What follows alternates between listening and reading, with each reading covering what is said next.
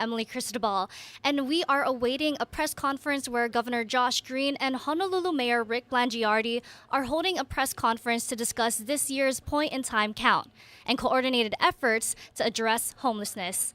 Let's listen in on what they have to say. In Hawaii.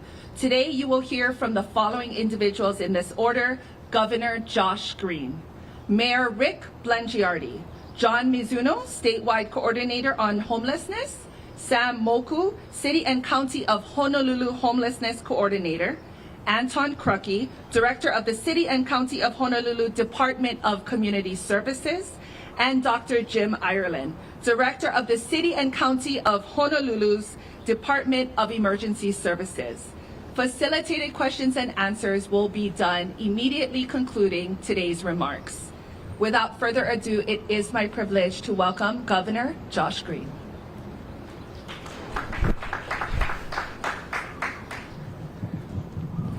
Oh, very thoughtful.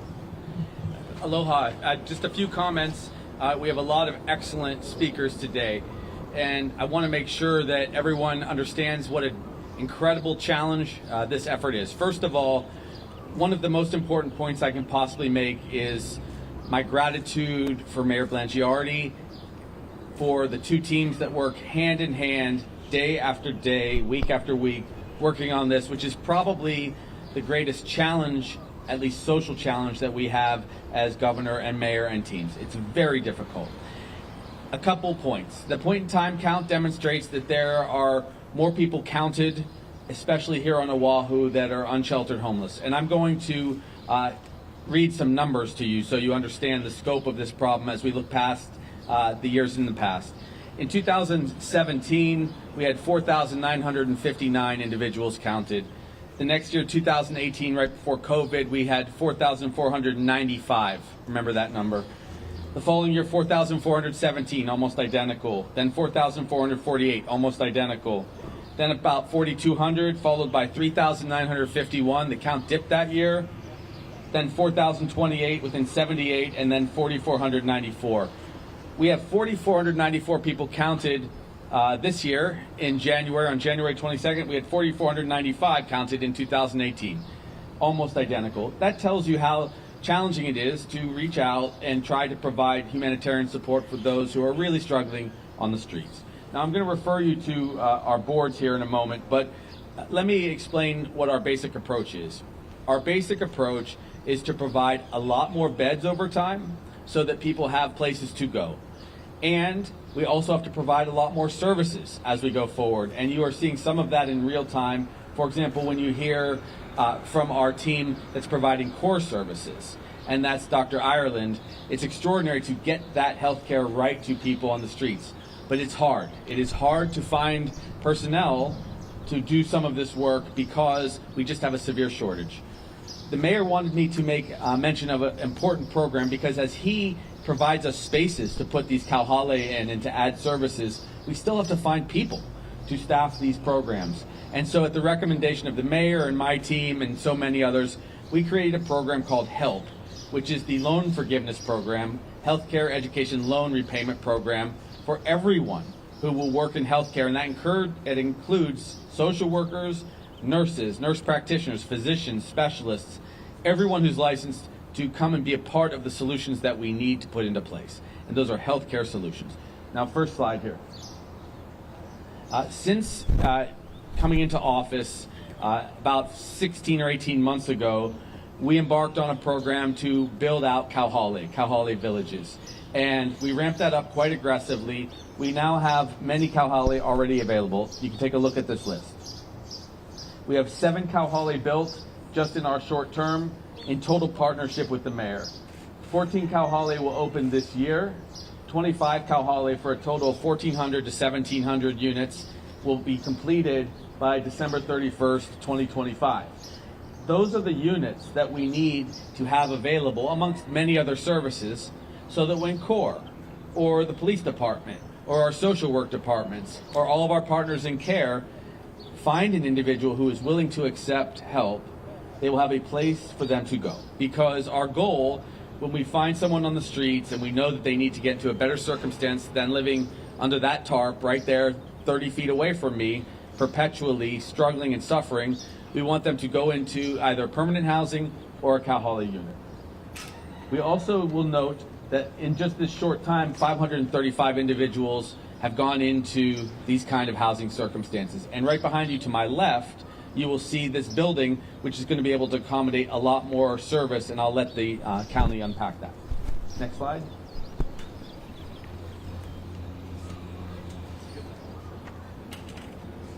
This gives you a little bit of an idea of where, in our partnership with Honolulu County, with Mayor Blangiardi, where a lot of this is. And so you see these 18 Kauhale will be built or are already in development on Oahu. We have the Iwalei Resource Center, which I will allow people to unpack that. That's very exceptional service and care. The Iwalei Center will be 100 beds. Again, they're going to talk about that. The mayor committed himself to something special. He will, I'm sure, mention Waikiki Vista. And then the Iwalei Medical Respite. So these services are available. But when our teams go out, sometimes people are still reluctant to take help. And that is a process. One more slide. I think this is important. I think you want to hold us to account. But this is the list, not just here on Oahu, but statewide, where we will have Kauhale up and available. So in every community, someone will have access to an opportunity to be rapidly housed. And when you see the full implementation of this, you'll see the numbers steeply drop. That is a map of where it is. And as you know, we also are dealing with quite the crisis on Maui. And we started a Kauhale over there as well. So this is one of the many things that we're doing to make sure that gradually we decrease the point in time count, but actually the real number. I do want to make at least one comment about the point in time count because it's a snapshot. It is a moment in time. Back 5 or 6 years ago, we had 100 fewer individuals that would go out and do the count. Now we have more volunteers. So what does that mean? We're able to find more people. We're able to actually count more people. So it is very difficult to do an apples to apples comparison. But needless to say, we don't want to have anyone who is homeless over time. So that's why all of this effort goes into play. Maybe one more slide. I wanted to do this as a slideshow, and the mayor was right. We've got to do it ground zero, exactly where the challenge is. And why do we do Kauhale? Why do we house people, get them off the street? We don't want them to suffer. People died 3 decades earlier if they're on the streets without any support, but also society struggles.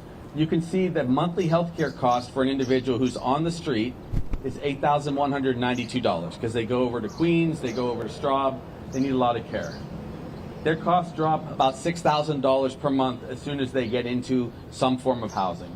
And we are able to realize hundreds of millions of dollars of savings statewide when we house individuals. So that's why when the mayor is firm about people needing to get into care and into housing, that is the right approach. And why also we will continue to put so much energy into this effort. So again, the summary, the HELP program will provide scholarships so we have more social workers and nurses and doctors. The Kauhale program will develop 1,400 to 1,700 units, and there are several other modalities of care that will make the ultimate difference in our state.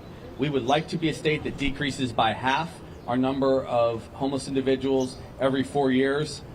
But it really takes building this foundation, and I'm glad to have a partner doing that. Mahalo.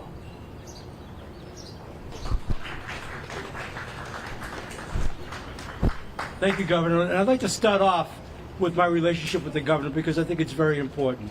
You know, we knew at the city that the city resources alone would not be enough to tackle this really difficult problem. And if, in fact, we were able to partner with the state, given our combined resources, that we could really make a difference. And, you know, I will tell you, I don't think the governor and myself could be aligned any more in spirit, in mind, in heart on the challenge of this, the responsibility of this, our need to own this because of what it means. So let me just talk about the number. You know, the number, I'm not really encouraged or discouraged by the number. We're challenged by the number. But 2 weeks ago, I was in Washington, D.C. I was part of a U.S. Task Force of Mayors, Conference of Mayors. There were about 50 of us there. And as I sat around the round table and listened to them, most of them were there, including Karen Bass from Los Angeles, talking about during COVID how homelessness had spiked in their respective cities. In LA, it's 46,000. And what it was like before COVID, and how COVID turned out to be a real catalyst to spiking the numbers. Well, you know, this number, as the governor just illustrated, is statistically flat from where we were pre-COVID. That in and of itself is a win. It's a credit to our team at OER in the city and our distribution of rent utility relief monies. We kept a lot of people. We spent over $300 million and over 24,000 families, keeping people from becoming homeless. The other things that we've been doing all along, and as the governor just pointed out, the point in time count was done in January. We've already been doing some stuff, and if I could just add this context, Governor, if you don't mind. When he first came into office, we talked about this very thing, right from the get-go, on what our priorities would be. And of course, you know, he went through his initial first few months, and we said we had a lot of things we were doing involved in the acquisition of Waikiki Vista. We were in negotiations on this place, which you'll hear from Anton about what we want to do and some other things that were happening. And he and I both targeted and said, I think by Labor Day, we'll be able to come together and talk about what we can get done. And then August 8th happened, Lahaina happened, and that became very consuming for all of us, especially the governor, and all that took. So here we are today, in May, telling you that while we don't have it solved, and while we are challenged by these numbers are scalable, and I've said that throughout. There's a lot of good we can do. And we've asked our team here to come here and talk to you about that. But I have every confidence here, while we're not going to eliminate the subject of homelessness, that we're going to be able to treat a lot of people better than we've ever been able to do before in meaningful ways. And we're determined to do that. We understand the right way and the wrong way to do it, and we're focused on doing it the right way. What we're doing, what we're partnering here between the state and the city is innovative. It hasn't been done before. So lest you think, you know, you've heard this before, you haven't, on what people are about to see. So we're anxious to make this happen. I'm really anxious for you to hear from John Mizuno, who's going to come up and follow me. But I will tell you this, even though this number represents, like I said, about half of 1%, about half of 1% of our island population, it is in everybody's face. Homelessness is a major issue in the minds of people. It's become pervasive. It's no longer just in one district or another. And people see this, and they see the tops, and they see people suffering. And we don't want that. So we're really committed to doing this and making some good things happen. And I think that John Mizuno is a great person to follow me, because statewide coordinator, and then you're going to hear from Sam, and you're going to hear from Anton and Jim Ireland. We've got a lot of really good people, knowledgeable people, bright people committed to this with resources that will make a difference. So with that, I'd like to bring up John.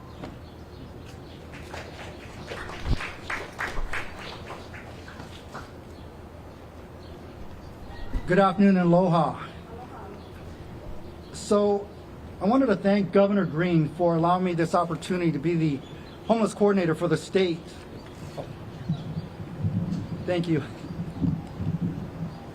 So just to give you a timeline, January 16th of 2024, about 4 months ago, I took my position as a coordinator for governor on homelessness. I was able to participate in a point-in-time count on January 23rd of this year. So the question comes up, what's the response to the uptick in homelessness? What have you done, Governor, Mayor, John, and Sam, in the last 4 months? And so I'll be very detailed. First of all, the Return to Home program has been working fine. In fact, talking to Governor this morning, we're going to put more funding in that program. These are for homeless people from the mainland, get here, they can't get home, and IHS helps them get back to their family, their support system on the mainland. What are the numbers I got from Connie Mitchell, confirmed with her this morning? 17 people from the mainland have been returned home to their families in the last 2 weeks. 17 in the last 2 weeks. You can talk to Connie Mitchell from IHS. She has seen an uptick with homelessness coming from the mainland to Hawaii. But yes, we're going to put more funding in Return to Home. Let me give you more statistics, or try to encapsulate what we have done in the last 4 months. This is our response to the uptick in homelessness. As you heard, Governor, we opened 6 kauhale in the last 4 months. Let me be clear. These are the kauhale we just opened up in the last 4 months. Windward, Middle Street, Wilson Street, Waikiki Vista. Hawaii Public Housing Authority had 8 units. Iwalei Resource Center. And what's in store? And I'm going to be very Oahu-centric, so the numbers might not exactly jive with what Governor had said as he related to statewide. I'm going to be Oahu-centric today, so please, your kind indulgence for that. What are we going to do for Oahu before the end of the year, before 2024 ends? 9 more kauhale working with the city and county. Cedar Church in Kalihi Valley. U.S. Vets in Waianae. Iwilei Center, that's a 100-bed unit right here. Iwilei Medical Respite at the former First Hawaiian Bank right down the street. That's going to be a medical respite. Fernhurst, YWCA, women coming out of prison. Cedar Church Farm in Waianae, 150 beds.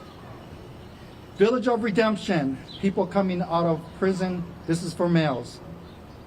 Helena Street in Kalihi, also people coming out of the correction system. And Hawaii Youth Correctional Facility for our minors who are homeless. So in answer to that question, what have you done in 4 months? Before the end of the 2024 year, we'll have answered with 15 kauhale to be completed. 6 already done in 4 months. So we're not running away from the uptick or the stats. We're embracing the news, and this is our response. 6 kauhale in 4 months, and another 9 in the pipeline to be completed before the end of the 2024 year. Thank you very much. Now I'm going to introduce Sam Moku, my good friend. Thank you.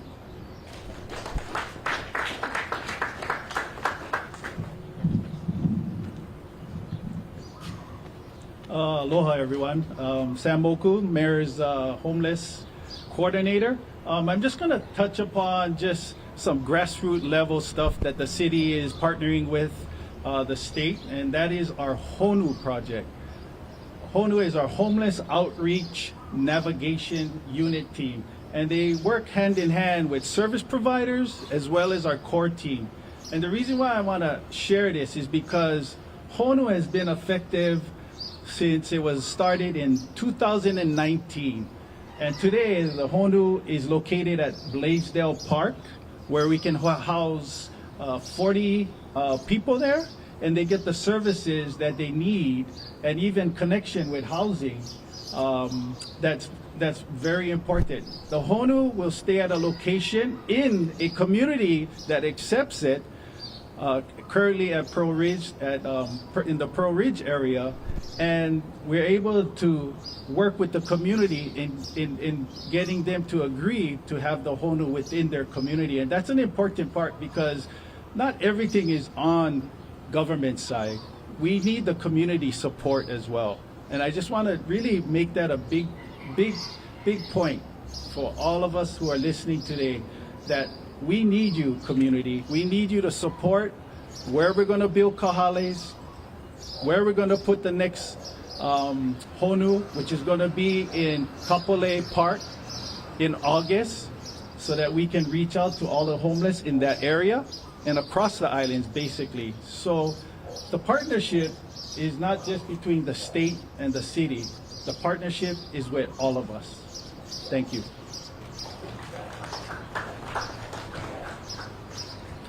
Aloha. I'm Anton Krucke. I'm the Director of the Department of Community Services. Department of Community Services handles all the human services activities for the city, which includes the homeless response and Sam's office. Now, as complex as homeless is, we have a clear strategy on how we address it. The first part of the strategy is really how many creative things can you do to get somebody to be willing to engage the system. You're looking at things like CORE, the Punavai rest stop across the street, many different creative things that we can do to get somebody to be willing to engage the system. Then the other part of the strategy is we constantly analyze our resources to service those decisions. So we look at the different demographics that we have, and as they change. When we came out with the CARES Act money, and we focused on families, we were able to take 300 families, 850 people off the streets. When we did that, we were left with the different demographics. This demographics takes more detox, takes more mental health, and so we changed the resource mix that we're doing. Now, since the point in time count that's just happened in January, since that time, we were engaged in a process to provide 900 more beds within a year. 900 more beds because we need beds of many kinds, or as I like to say, beds of many flavors. And so of those beds, with the partnership that we have with the state, we've been able to actually activate 400 of those, and they're open today. And I've got the rest, the other 500 in play and ready to go. And when you think about creative things, this building here is going to be a very creative place. We're going to have 4 different shelters in here that'll serve different demographics. And one of them is going to be incredibly unique.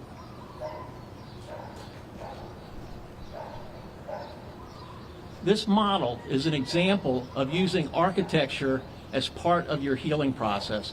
People that will come into this shelter will stay for 12 weeks.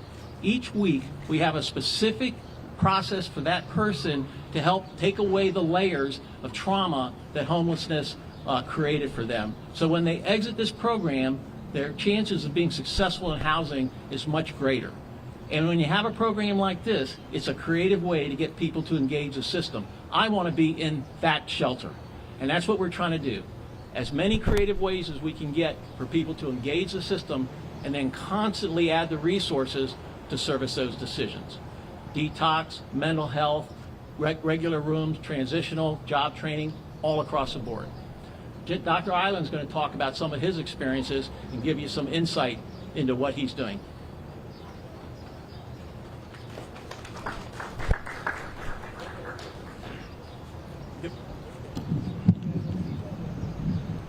Good afternoon, everyone. Jim Ireland, Department of Emergency Services.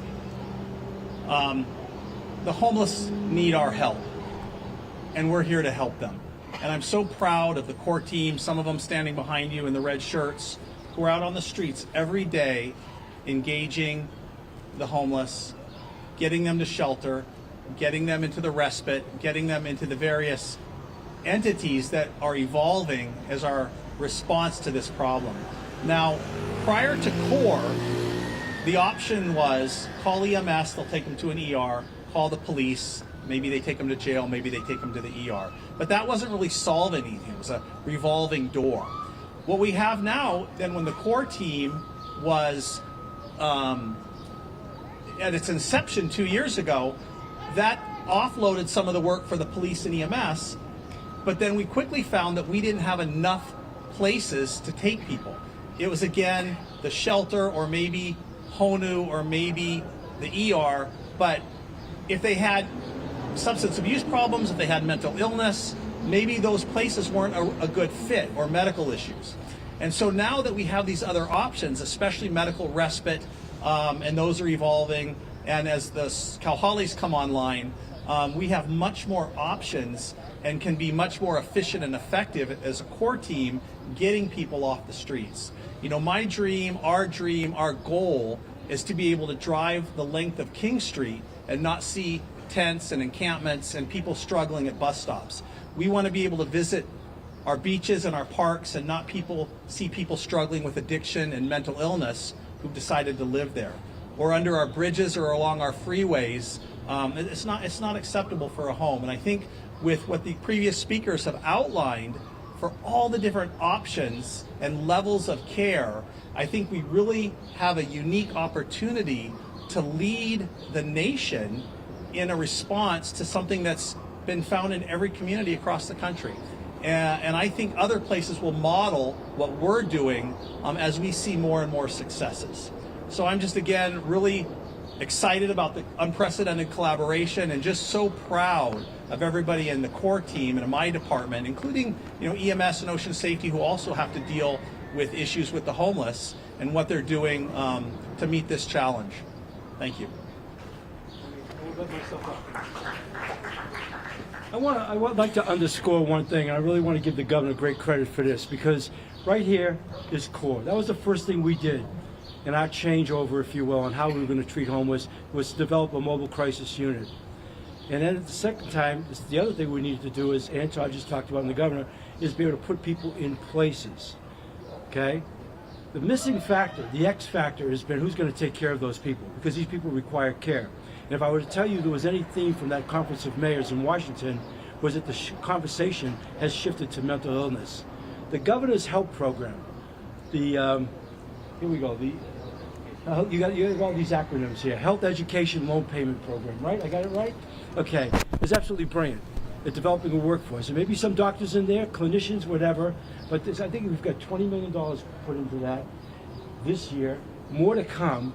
There's tremendous incentive because we all know right now is one of the most difficult labor markets any of us can remember.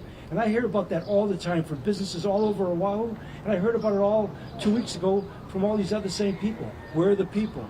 This is an incredible incentive right now to help people who can help us actually execute.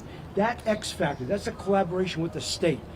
We had a mobile crisis unit. We could develop places to go. The governor has this Kauhali that are coming in and other things and shared in land space, but we haven't had the people necessary.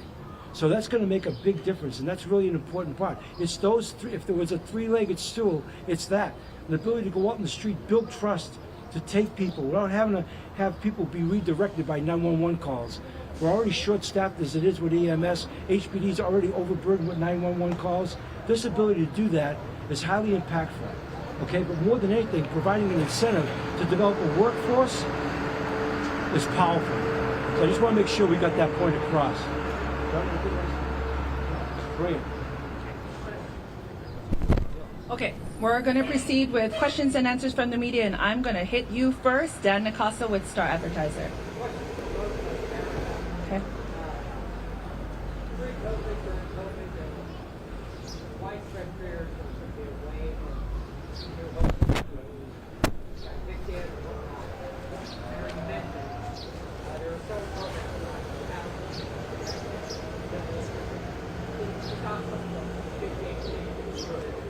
Okay, so the question is around pre-COVID homelessness numbers and predictions to current. One of the things I'm really proud of that our administration has been able to get done early on in our tenure was precisely that. You know, all cities were receiving unprecedented federal monies, but most did not know how to distribute those monies because it was unprecedented. Quite honestly, the city wasn't set up for that kind of distribution. And the prior administration had early on with some CARES Act money begun to do that, but found it to be cumbersome. We came in, there was a tremendous need. We were able to get over $300 million. We're still in the last stages of doling out that money, okay, which was designed primarily to have people keep roofs over their heads, keep their families at home, pay for their utilities. So over $300 million affecting 24,000 families. So when I talk about the uptick here, and look, I have a letter on my desk, not that it's any big deal from the U.S. Treasury, citing Honolulu, city and county, is one of the best performing cities in the country. I'm really proud of that. And I think that that's why I said earlier about the point in time count, because that even then was January. I'm neither encouraged, discouraged. We just remain challenged with this number. But I know a lot more people could have become homeless. And that was the big thing. You never really get enough. People don't see that. They don't see the fact that these families didn't even require homeless services and all the other things that would come with it, just beyond the fact that they could have been turned out on the street. So we've already made a lot of progress. This coming together now and the plans we have in place is going to be very impactful. And that's why I'm confident, very confident in what we're going to get done. So to complete that description of what the mayor explained, so there were, in many cases, grants of $2,000 a month or more, just simply to help pay for someone's rent so that they didn't become a homeless family and have extreme suffering and cost, which we demonstrated with the previous board. Now, what do you do going forward? We lobbied for, fought, and succeeded in convincing the legislature to do what is the largest tax cut in the history of the state of Hawaii. We will be returning over $5 billion over the next 7 years to working families. Now, each family who makes $88,000 or less is going to have an average of about $4,000 more in their bank accounts per year. That's the difference between having a month or two buffer when things are tough. Maybe you're between jobs and you can't afford rent or your mortgage and you become homeless. This tax break, which takes us from being the second highest taxed state in the country to the fourth lowest taxed state in the country, is so much change, it's almost hard to predict how it will play out. It will also very likely be a pretty big boost for small business because we expect those monies to be spent here in our state. All of these $5 billion will likely be spent on people's rents or basic needs. But that's what you're going to see. People will start seeing in January a larger paycheck because there will be much less deduction from their monthly paychecks. So prepare for that. That will help keep people housed. And that's the kind of thing that the mayor and I have been very supportive of historically. Mahalo. Our final question will come from Kristen Concilio with KITV4. So I'd just like to know, when you say developing the workforce, how many people do we need to take care of, all of these homeless people? Kristen's question is clarifying the workforce number. Yeah. So let me be clear. Homeless healthcare is healthcare. There's an absolute continuum because 30% of all the visits in the emergency department right now are for individuals who are homeless. And that means that we have wave after wave after wave of need in our healthcare system. We were about 6,000 healthcare providers short across all disciplines. We did 485 scholarships in the first year. We're anticipating doing another 500 plus this August. And so we will really rapidly be shrinking that workforce shortage. And because there are other parts of the country where healthcare providers are leaving, we are welcoming them as long as they do a couple things, that they commit to a minimum of 2 years in our healthcare system, and that they take people who are on Medicaid. So those who are struggling on the streets are always eligible for Medicaid services, and that is the healthcare that they'll get. Again, it's the right investment up front. I'm so grateful to the legislature for funding that. I'm grateful to Mark Benioff, who gave us an additional $5 million to boost that program for the neighbor islands, specifically Big Island. And in the next biennium, we will be asking to continue this program in perpetuity. We'll get philanthropic support, and it will be the social workers that the mayor says he needs, and the people that work in the core program that he needs, and the people that work in the Iwalei Resource Center that he needs. Psychologists, social workers, psychiatrists, medics. They will get their loans forgiven, and they'll be contributing to the solutions in social health. If you'll forgive me, I need to say one other thing because I won't sleep tonight. In talking about the rent utility relief program, I was remiss in mentioning we brought in 2 strategic partners who were tremendous to work with. First of all was the Council for Native Hawaiian Advancement, CNHA, and Kuio Lewis and his leadership as the CEO. And the other was Catholic Charities with Rob Van Tassel. Both of those organizations worked with us in an unprecedented way. So I wanted to say that for anybody who would be reporting because they deserve a lot of credit too. They really helped us do it. Hey, look, the last thing the governor said is it's impactful beyond my ability to put words into it. That is the X factor. That is tremendous right now because these people have great care. They require, you just can't put them someplace. You've got to be able to help them. There's a lot of things we can do in stabilization. So, thank you. Mahalo, everyone. This formally concludes today's press conference. For media, the speakers will be available for one-on-one interviews. Now, that was just a press conference with Governor Josh Green and, of course, Honolulu Mayor Rick Blangiardi, where they were joined by the state and city's homelessness coordinators. And they just gave an update of the latest point in count in which they did see an increase in homeless people on Oahu for the second year in a row. But they did highlight many of the different projects that are in place to address homelessness in the state and across the county of Honolulu. And I just want to bring up some of my notes as I play some of the file B-roll of homelessness in Hawaii. So just a little quick recap of what they discussed here. Again, the number of homeless people on Oahu did increase for the second year in a row, and that latest figure represents an 11.6% jump from the previous year's count. But the governor did say that with homeless counts, although being increased, he also mentioned that there has been a lot more volunteers out during these point and count events in which with more people, that means there's more count for homelessness across the state. He also mentioned the importance of Kauhale since he's been in office.